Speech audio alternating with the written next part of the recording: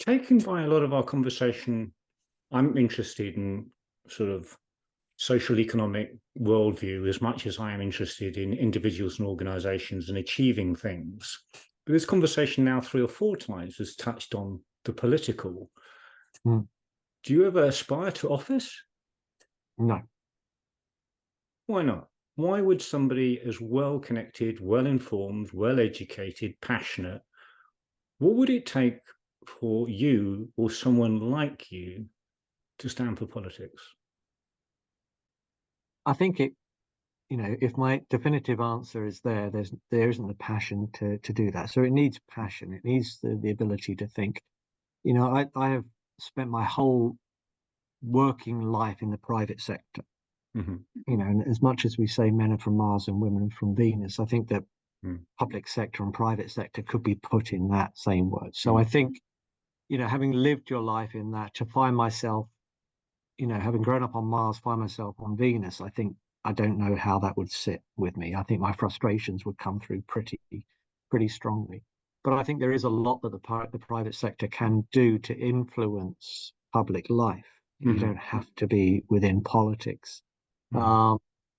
So, it's not something I've discounted, but it's not something that at the moment I can see in my future. But as I said, looking forward X number of years, who'd have thought I'd be where I am now from where I was then? So yeah, I don't. Maybe look back on this in a couple of years' time. Well, exactly, as a deputy. No, I don't know if I would have if all I want to do is influence. I'm not sure if that influence would be as effective in politics, even if that was an option, as it would be outside of. The process of influence itself is, though, quite an interesting thing, isn't it? I mean, if we go at the extreme end, you've got Cambridge Analytica and all these algorithms on Facebook and indeed AI that would try and influence our decisions one way or the other. And then there's the influence that comes from actually being part of the community and being an elder of the community or frankly, just a participant. And we are in a world where actually the concept of influencers is a thing. It is actually a profession. I mean, what are your thoughts on influence and what influences you? Yeah, I think to a degree we're all influencers. We influence everyone around us by our actions. We influence our children by how we want them to grow up. We influence those that we work with through our behaviors. We're all influencing. I think arguably, I have reflected quite a lot on social media and the impact of that. And if we think back probably 20, 30 years ago, our voice was pretty much confined to our social circle, our working circle, and our ability to have the wall hole 15 minutes of fame. It was probably 15 minutes of infamy for most of us. It wasn't exactly, it depended. But now everyone has a voice, and a voice that therefore those on the more extreme sides of that have to shout louder, noisier to get their voices heard. So that's where I think we are seeing a sort of stretch across into the extreme in some areas of the online world or politics as well. It's, we do seem to be stretching further and further to the left and the right at times on that. I think, influence, it depends what you want to influence. And I fundamentally don't believe that anyone sets out to influence badly.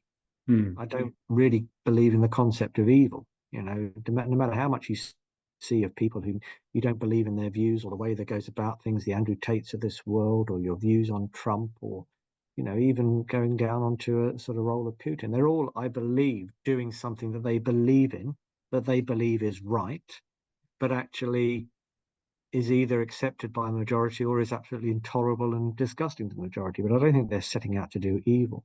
So I think the ability to influence now arguably has been magnified massively by the audience that you get in social media, by the fact that you no longer have to suffer the risks of expressing your views as you might have done 30 years ago, which was, let's look back to the concept of I'm not sure if it even exists anymore, Speaker's Corner in London. Mm.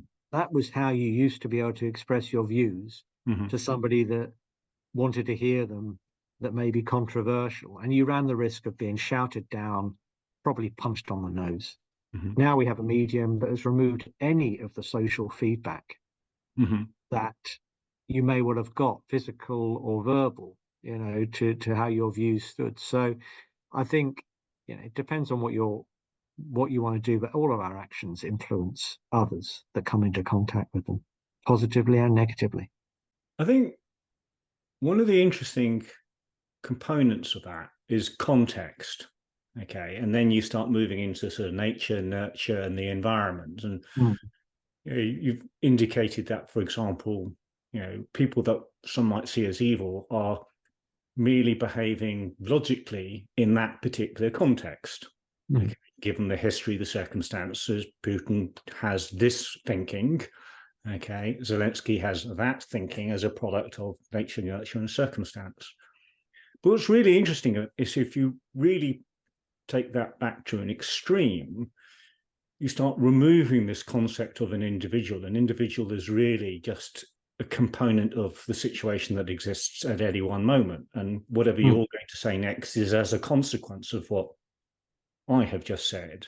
And we start peeling back on this concept of free will and individualism, and everything is just circumstantial. It's slightly metaphysical, but what do you think of that? You've outstripped my brain there, Mr. Rogers. I think we are a function of all of the influences that come about. How we react in a moment is as a result of what we believe, what we're led to believe, how we feel, and what's happened that morning. Have we had a good morning? Have we just dropped something on our toe? What it is. So I think there is still free will is pretty fundamental. I wouldn't say that free will doesn't exist, or that we become some sort of function of our environment and that's stripped away. I think we are still very much in charge of what we do and what we believe, and we should be in charge of the ability to change those views. I think, again, that's something that maybe social media or the online world is starting to remove. It's creating a tablet of stone of what I thought 5 years ago, and therefore to think something differently now means I'm no longer authentic, or I'm a hypocrite, or actually my views change fundamentally. I find myself continually hearing articles, debates about situations, and going, I think I believe this, actually no, I believe that, and am I just being influenced by the latest soundbite I've heard on whatever situation it might be? So I think, I fundamentally believe in free will, in that we are, we choose what we do. Nobody forces us to do what we are doing. Apart from some extreme examples of that. But yeah, it is something I still very much believe in. And so where there's free will, for example, in a corporate environment, you're looking for an element of consensus, but then clearly open to challenge, to argument. I mean, how do you manage that? We talked earlier about having sort of ruthless focus, clear ambition, direction, and then clearly, even within a business, we are little communities, little enclaves, in some cases, little sub-tribes within different departments, each of whom will have their own ambition, agenda, ways of working. Culture isn't, in my opinion, something that exists across an entire organization, but actually across pockets of people. And so the culture within one group will be different from another, whether that's departmental or whether it's because Fred just left the room and Alice joined, the culture's changed.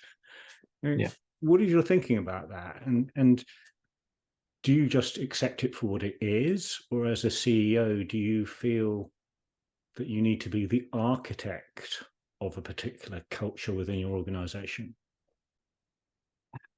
I think, if you look at the businesses that have a strong culture, I mean, they're probably the oft misquoted John F. Kennedy at NASA, who bumps into the janitor and says, "What's your job?" And he says, "I'm here to put a man on the moon." I mean, that is everyone within an organization being aligned to that end goal. And that should run through, it should be the spine that runs through an organization, that we are here. You know, at Evelyn Partners, our tagline is to put the power of good advice in more hands. That's a pretty simple thing to attach to. It doesn't, by doing this, and I think that's what you do. We employ humans with diverse sets of skills and beliefs and interests. We set a relatively clear objective of what we want to do. We break that down into smaller, manageable, achievable targets. Then we don't sit on that person's head and you know, overlook. We basically go, there you go and achieve that through what you do and how you do things, and bring those different thought processes to the table, so that actually you're not just looking at a dictatorial leader who goes, this is how we're going to do it, and this is the widget we're going to sell today, and this is what we're going to sell it for. You create an environment where you can have that open debate and people can come along to the table with those thoughts. So I think businesses have to develop on that way, and we see the impact of businesses that don't develop in that way. And I think we've seen post-COVID, you know, the working from home rise and the benefits that's brought. We've seen businesses that have completely rejected that. As soon as, you know, this pandemic is over, that's great. The Goldman Sachs is okay. You shall be in the office, and you shall suffer if not. So I think that for me is another massive turning point in corporate life that is we're going to see in a number of years' time, probably by the fact we've even forgotten what maybe the cause was. Which of those businesses still continue to exist? Which businesses that still operate in a world of beasting employees, of survival of the fittest, of, you know, well, this is just life, get on and deal with it, still exist in a world that won't tolerate that, and with a generation of future employees who will not tolerate a corporate world that existed 20 years ago.